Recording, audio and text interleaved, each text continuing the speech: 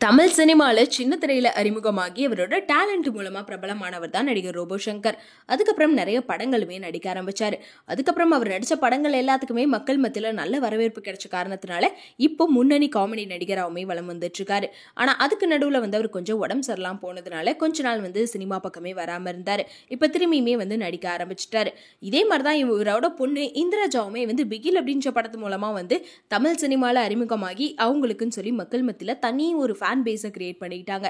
ஏன்னா அந்த படத்துல பாண்டியம்மா அப்படின்ற கேரக்டர் மக்கள் எல்லாருமே கொண்டாடிட்டு இருந்தாங்க. அந்த அளவுக்கு அந்த கேரக்டர் ரொம்பவே செம்மையா பண்ணியிருப்பாங்க. அதுக்கப்புறமா பாத்தீங்கன்னா கார்த்திக் அப்படின்றவங்க கல்யாணம் பண்ணிக்கிட்டாங்க. இவங்களுக்கு ஒரு பையனுமே இருக்காங்க.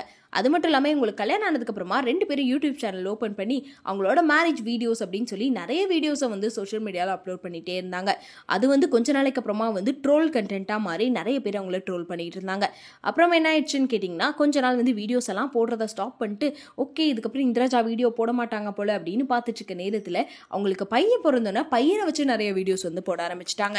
இன்ஸ்டால ஃபுல்லாகவே பார்த்தீங்கன்னா அவங்க பையன் எந்திரிக்கிறது, உட்கார்றது, விளையாடுறதுன்னு சொல்லி எல்லா வீடியோஸையுமே போட்டுட்டு இருந்தாங்க. ஸோ அது எல்லா வீடியோஸ்க்குமே நல்ல வியூஸுமே போயிட்டு இருந்துச்சு. அதுக்கப்புறம் நிறைய ஆட்ல கான்சென்ட்ரேட் பண்ணி இந்த ப்ரமோஷன் வீடியோஸ் பண்ணிட்டு இருந்தாங்க.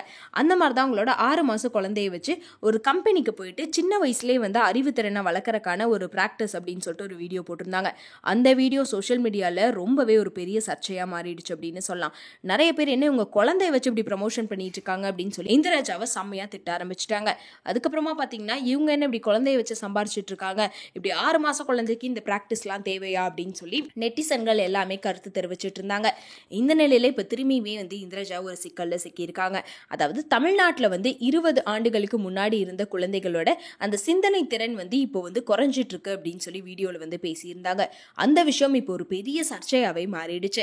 அது மட்டும் இல்லாம இந்த சர்ச்சையே இப்போ முடியாத நேரத்துல இப்போ ரீசெண்டா குரு பூர்ணிமாவை முன்னிட்டு நான் செய்த பிழைகளை எல்லாம் பொறுப்பாய் அம்மா அப்படின்னு சொல்லி ஒரு பாட்டை இந்திரஜா பாடியிருக்காங்க. ஸோ இந்த சர்ச்சைக்கு நடுவுல இந்த வீடியோ சோஷியல் மீடியால ரொம்ப வைரலா போயிட்டு இருக்கு. ஏன்னா நெட்டிசன்கள் எல்லாருமே இந்த வீடியோ பார்த்துட்டு ஒருவேளை அவங்க பண்ணதெல்லாம் தப்பு அப்படின்றத அவங்க ரியலைஸ் பண்ணிட்டாங்க போல, அதனாலதான் அப்படி இன்டைரக்டா பாட்டு மூலமா அது தெரிவிக்கிறாங்க அப்படின்னு சொல்லி நிறைய பேர் சொல்லிட்டு இருக்காங்க. இன்னுமே சில பேர் என்ன சொல்றாங்கன்னா இருந்தாலும் இந்திரஜா இந்த மாதிரிலாம் பண்ணக்கூடாது, ஒரு ப்ரமோஷனுக்காகவும் சரி இப்போ நிறைய சர்ச்சையை தான் அவங்க கிரியேட் பண்ணிட்டு இருக்காங்க. ஃபர்ஸ்ட் குழந்தைய வச்சு வீடியோ போட்டாங்க, ஏதாச்சும் ஒரு விஷயத்தை அப்படி பேசி பிரச்சனையை உருவாக்கிடுறாங்க அப்படின்னு சொல்லி இதுக்கப்புறமாச்சு இப்படிலாம் பண்ணாமல் இருக்கணும் அப்படின்னு சொல்லி இந்திரஜா கிட்ட எல்லாருமே கேட்டுட்டுமே இருக்காங்க. ஸோ இதை பற்றி நீங்கள் என்ன நினைக்கிறீங்க அப்படின்றத கமெண்ட்ல சொல்லிடுங்க.